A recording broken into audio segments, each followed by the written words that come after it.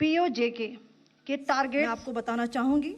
सबसे पहले सवाई नाला कैंप मुजफ्फराबाद, जो कि पीओजेके के लाइन ऑफ कंट्रोल से 30 किलोमीटर दूर है। यह एक लश्कर तोयबा का ट्रेनिंग सेंटर था। 20 अक्टूबर 2024 सोनमर्ग, 24 अक्टूबर 24 गुलमर्ग, 22 अप्रैल 2025 पहलगाम, इन हमलों के आतंकियों ने यहीं से प्रशिक्षण लिया था।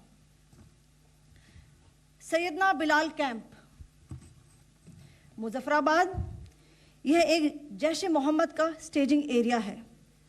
यह हथियार, विस्फोटक और जंगल सर्वाइवल ट्रेनिंग का केंद्र भी था। गुलपुर कैंप कोटली,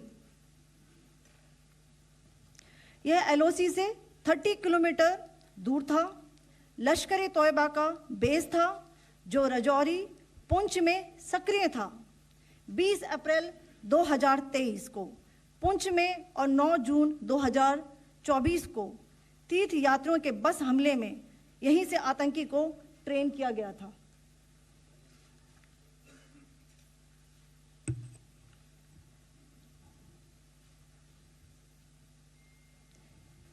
बरनाला कैंप बिम्बर, यह एलओसी से 9 किलोमीटर दूर है।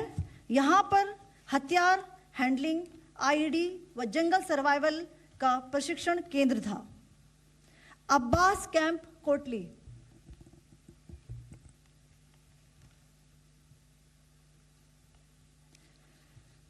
यह एलओसी से 13 किलोमीटर दूर है।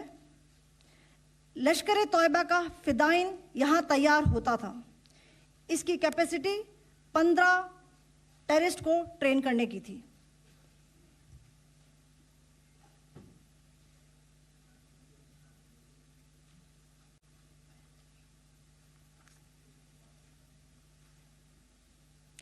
अब मैं पाकिस्तान के अंदर के टारगेट से अवगत कराना चाहूंगी। पहला, सर्जल कैंप सियालकोट, यह अंतर्राष्ट्रीय सीमा से 6 किलोमीटर की दूरी पर है, सांबा कठवा के सामने।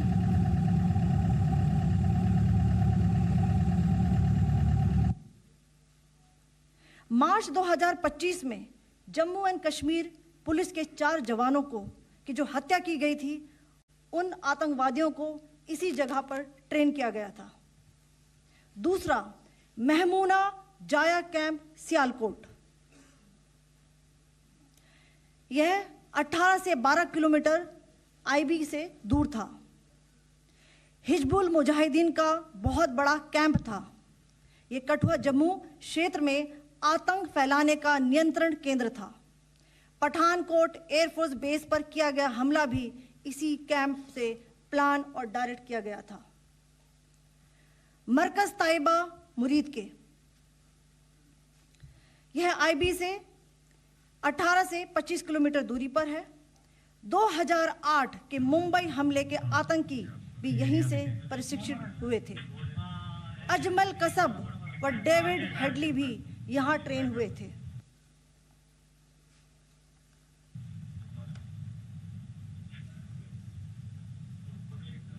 आगे दूसरा आया।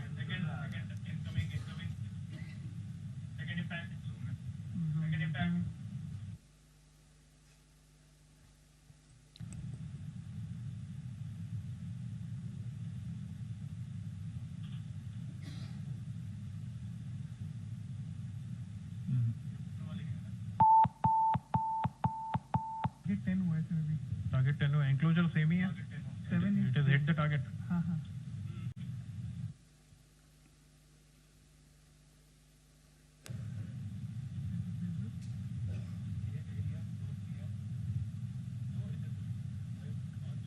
आ गया सर, इनफैक्ट